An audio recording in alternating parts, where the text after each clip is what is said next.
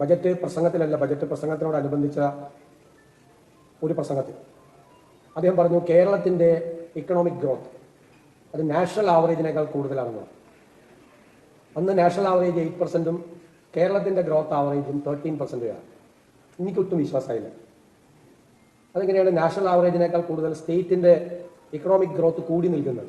അപ്പം ഞാൻ അന്വേഷിച്ചു പോയപ്പോൾ കണ്ടെത്തിയത് കേരളത്തിൽ നടക്കുന്ന കൺസ്ട്രക്ഷനാണ് ഈ നാഷണൽ ആവറേജിനേക്കാൾ കേരളത്തിൽ ഒരു ഇക്കണോമിക് ഗ്രോത്ത് ഉണ്ടാക്കാനുള്ള ഏറ്റവും പ്രധാനപ്പെട്ട കമ്പോണന്റ് എന്ന് പറയുന്നത്. ആദ്യമായിട്ടാണ് എനിക്കത് ബോധ്യപ്പെട്ടത്. അന്നൊരു കൺസ്ട്രക്ഷൻ ബൂമുള്ള ഒരു കാലമാണ്. അപ്പോൾ കേരളത്തിലെ നിർമ്മാണ പ്രവർത്തനങ്ങൾ, കേരളത്തിലെ real estate developing, construction, building construction എന്ന് പറയുന്നത് സംസ്ഥാനത്തിന്റെ ഇക്കണോമിക് ആക്ടിവിറ്റിയെ ഉത്തേജിപ്പിക്കുന്നതാണ്, അതിനെ സ്റ്റിമുലേറ്റ് ചെയ്യുന്നതാണ് എന്നുള്ള ബോധ്യം അന്നാണ് യഥാർത്ഥത്തിൽ ഉണ്ടായത്. പിന്നീട് പല ഘട്ടത്തിലും ഈ കൺസ്ട്രക്ഷൻ ബൂം ഉണ്ടായിട്ടുണ്ട്. ചില സമയത്ത് താഴേക്ക് പോയിട്ടുണ്ട്, റിയൽ എസ്റ്റേറ്റ് താഴേക്ക് പോയിട്ടുള്ള ഘട്ടങ്ങളെല്ലാം ഉണ്ടായിട്ടുണ്ട്. റിയൽ എസ്റ്റേറ്റ് എന്ന് പറയുന്നത് ഏത് സ്റ്റേറ്റിന്റെയും, കൺസ്ട്രക്ഷൻ എന്ന് പറയുന്നത് ഏത് സ്റ്റേറ്റിന്റെയും ഏറ്റവും സുപ്രധാനമായ ഒരു ഇക്കണോമിക് ആക്ടിവിറ്റിയാണ്. 2008 ലോകത്തെ എല്ലായിടത്തും ഉണ്ടായ ആ റിസെഷന്റെ തുടക്കം ഉണ്ടായത് അമേരിക്കയിൽ നിന്നാണ്. അമേരിക്കയിൽ ആ റിസെഷൻ തുടക്കമിടാനുള്ള ഏറ്റവും പ്രധാനപ്പെട്ട കാര്യം റിയൽ എസ്റ്റേറ്റിലുണ്ടായ സെറ്റ് ബാക്കാണ്. അവിടെ ആളുകൾ ഒരു സ്റ്റേറ്റിൽ നിന്ന് മറ്റൊരു സ്റ്റേറ്റിലേക്ക് പോകുമ്പോൾ അവർ നേരത്തെ വാങ്ങിച്ച വീട് വിൽക്കുകയും അടുത്ത സ്റ്റേറ്റിൽ പോയിട്ട് ആ വീട് വാങ്ങിക്കുകയൊക്കെ ചെയ്യും. ഈ മൂവ്മെന്റ് ഉള്ള സമയത്ത് പുതിയ ഫ്ലാറ്റുകൾ വാങ്ങിക്കുകയും വില്ലകൾ വാങ്ങിക്കുകയൊക്കെ ചെയ്യും. അവിടെ ഒരിക്കൽ ഈ റിയൽ എസ്റ്റേറ്റ് റിസെഷൻ ഉണ്ടായ സമയത്ത്, ഒരു സെറ്റ് ബാക്ക് ഉണ്ടായ സമയത്ത് $10 ലക്ഷം വാങ്ങിച്ച വീട് അതിന് 3 ലക്ഷമായി. അപ്പൊ ബാങ്കുകൾ പറഞ്ഞു ഈ പൈസ തിരിച്ചടയ്ക്കാൻ പറഞ്ഞു. അപ്പൊ ആരും തിരിച്ചടച്ചില്ല പൈസ. നിങ്ങൾ എടുത്തോണ്ട് നോക്കണം പറഞ്ഞു ബാങ്ക്. നിങ്ങൾ ബാങ്ക് ഫ്ലാറ്റ് എടുത്തോ അല്ലെങ്കിൽ വീട് എടുത്തോണ്ട് നോക്കണം പറഞ്ഞു. അപ്പൊ ബാങ്കുകൾ $10 ലക്ഷം ഇത് കൊടുത്തിട്ട് $3 ലക്ഷം വാല്യൂ ഉണ്ട്. അപ്പൊ എടുത്തപ്പോഴേക്കും ബാങ്കുകൾക്കെല്ലാം വലിയ ക്രൈസിസ് ആയി. പിന്നെ അവിടെ ഇവിടത്തെ പോലെയല്ല, നിഞ്ച എന്ന് പറയും, no income no asset no job. ഒരു പണിയും ഒരു കൂലി ഇല്ലാത്തവനൊക്കെ ഇത് കൊടുക്കും, ബാങ്ക് ലോൺ കൊടുക്കും. ഇവിടെ അസറ്റ് വാല്യുവേഷൻ നടത്തിയിട്ടാണ് ഇന്ത്യയിൽ ബാങ്ക് ലോൺ കൊടുക്കുന്നത്. അപ്പൊ ഈ ബാങ്കുകളെല്ലാം തകർന്നു. ബാങ്കുകൾ തകർന്നപ്പോൾ ഈ ബാങ്കുകൾക്ക് ഫിനാൻസ് ചെയ്യുന്ന ഡെറിവേറ്റീവ് ബാങ്കുകളുണ്ട്, ആ ഡെറിവേറ്റീവ് ബാങ്കുകൾ മുഴുവൻ തകർന്നു. അതെല്ലാം തകർന്നപ്പോഴേക്കും ഇവർക്ക് ഇൻഷുർ ചെയ്യുന്ന വലിയ ഇൻഷുറൻസ് ജയൻസ് ഉണ്ട്, അവരെല്ലാവരും തകർന്നു. അപ്പൊ തന്നെ ഇക്കോണമി തകർന്നു. അപ്പോൾ ഗ്ലോബൽ വില്ലേജായി ലോകം മാറിയപ്പോൾ അമേരിക്കയ്ക്ക് അതിനകത്ത് യുഎസിന് വലിയ റോൾ ഉള്ളതുകൊണ്ട് അത് യൂറോപ്പിലേക്കും മൂന്നാം ലോക രാജ്യങ്ങളിലേക്ക് ആ റിസെഷൻ നടന്നു പിടിച്ചു. അപ്പൊ തുടങ്ങിയത് എവിടെ നിന്നാണ്? തുടങ്ങിയത് റിയൽ എസ്റ്റേറ്റ് ഉണ്ടായ സെറ്റ് ബാക്കിൽ നിന്നാണ് അത് തുടങ്ങിയത്. അപ്പൊ ലോകം മുഴുവൻ കീഴടക്കാൻ പറ്റുന്ന, തകർക്കാൻ കഴിയുന്ന ഒരു റിസെഷനെ സാധ്യമായത് അവിടെ നിന്നാണ്. അപ്പോൾ ഈ രംഗം ഏറ്റവും കൂടുതൽ ശ്രദ്ധിക്കപ്പെടേണ്ട, അതിനെ നിലനിർത്തേണ്ട ഒരു രംഗം തന്നെ.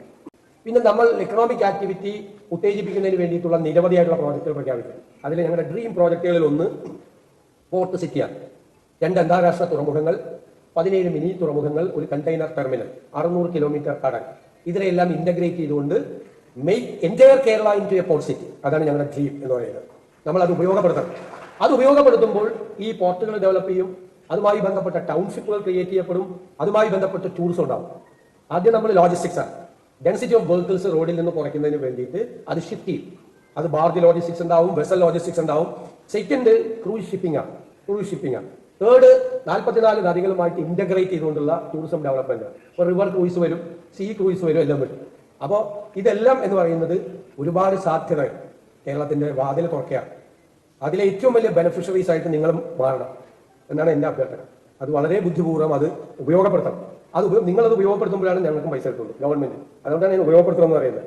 കൂടുതൽ നിർമ്മാണ പ്രവർത്തനങ്ങൾ കേരളത്തിൽ ഉണ്ടാകണം, കൂടുതൽ ഹോട്ടലുകൾ കേരളത്തിൽ വരണം, ഇല്ലേ? ഇപ്പോൾ ഹോട്ടൽ റൂം കൊച്ചിയിലാണ് ഏറ്റവും കൂടുതൽ 5 സ്റ്റാർ ഹോട്ടലുള്ളത്. അവിടെ റൂം പോലും കിട്ടാനില്ല കൊച്ചിയിൽ. അപ്പൊ ഞങ്ങൾ ചില സോണാക്കി തിരിച്ചിട്ട് ചില ഏരിയയിൽ 5 സ്റ്റാർ ഹോട്ടൽസ്, ചില ഏരിയയിൽ 4 സ്റ്റാർ ഹോട്ടൽസ്, ചില ഏരിയയിൽ 3 സ്റ്റാർ ഹോട്ടൽസ്, ബാക്കിയുള്ള അറേഞ്ച്മെന്റ്സ് വരെയാണ്. ഇന്റർനാഷണൽ സ്റ്റാൻഡേർഡുള്ള മാരിടൈം മ്യൂസിയം വരെയാണ്. MT വാസുദേവൻ നായരുടെ പേരിലുള്ള വലിയ കൾച്ചറൽ പാർക്ക് വരെ എല്ലാ കൺസ്ട്രക്ഷൻസ് ഉണ്ട്. ഇതിനകത്തെല്ലാം സസ്റ്റൈനബിൾ ആയിട്ടുള്ള, ഇക്കോ ഫ്രണ്ട്ലി ആയിട്ടുള്ള കൺസ്ട്രക്ഷൻസ് ഉണ്ട്. Plantation land reforms act amend ചെയ്ത് പ്ലാന്റേഷൻസിൽ കൂടുതൽ ടൂറിസം പ്രോജക്റ്റുകൾ വരികയാണ്. വാല്യൂ ആഡഡ് പ്രോജക്റ്റുകളെ നമ്മൾ പ്രൊമോട്ട് ചെയ്യുക. പിന്നെ നമ്മൾ സീനിയർ സിറ്റിസൺസിന്റെ വകുപ്പ് ഉണ്ടാക്കിയിട്ടുണ്ട്. സീനിയർ സിറ്റിസൺസിന്റെ വകുപ്പിലും എനിക്ക് തോന്നുന്നു നിങ്ങൾക്കൊരു സ്കോപ്പ് ഉണ്ട്. ഞാൻ 5 കൊല്ലം മുമ്പ് പറയാൻ തുടങ്ങിയതാണ്. കേരളത്തിന് ഉണ്ടായിക്കൊണ്ടിരിക്കുന്ന വലിയ ഡെമോഗ്രാഫിക് ചേഞ്ചാണ്.